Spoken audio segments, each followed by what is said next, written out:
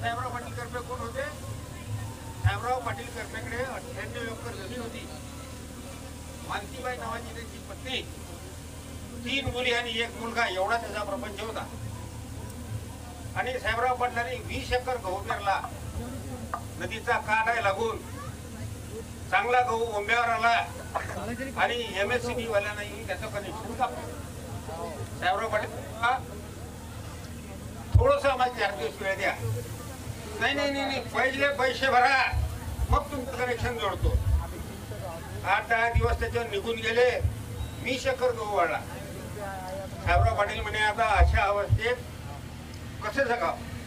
गहू वाढला. लोक म्हणे पाटलाचा गहू वाढला, पाटलाचा म्हणाल कमी कोणा वाढला. आणि पाटलांनी ठरवलं आता आपल्या जिवंत राहत आणि आत्महत्या केल्याचं पर्याय नाही. 20 एकर गव्हाचं नुकसान झालं. मग पाटलानं मालतीबाईला सांगितलं आणि बा आता मी काही जगणार नाही, माझ्याशी मी आत्महत्या करतो. अरे म्हणे मग तुम्ही मेल्यावर मी काय करू? मी काय करू? तुम्हाला जर हे सावरत नाही तर तुम्ही मेल्यावर काय आमच्यासाठी कनेक्शन जोडणार आहे का? आपण दोघंही आत्महत्या करू. असं ठरल्यावर रात्री दोघं मस्त बसले, गप्पा गोष्टी केल्या. लहान लेकरं झोपले होते. 3 पोरी, सगळ्यात लहान पोरगा. कहो म्हणे आपण मेल्यावर या लेकराचं काय होईल? आपल्याला जरी जमीन नाही सावरून राहिली तर लेकरं काय करतील?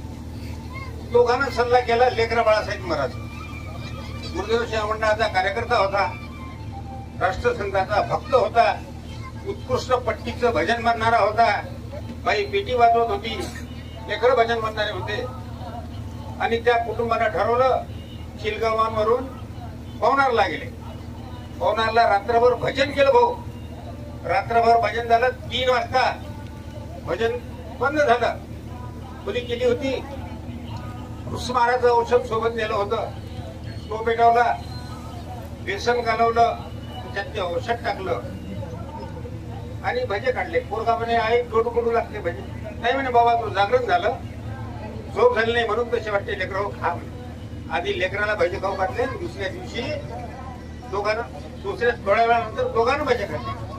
दुसऱ्या दिवशी 6ला आनंद भाऊ आम्ही सोबत होतो. इतकी जर वाईट शेतकऱ्याची अवस्था असाल तर ही पहिली आत्महत्या आहे.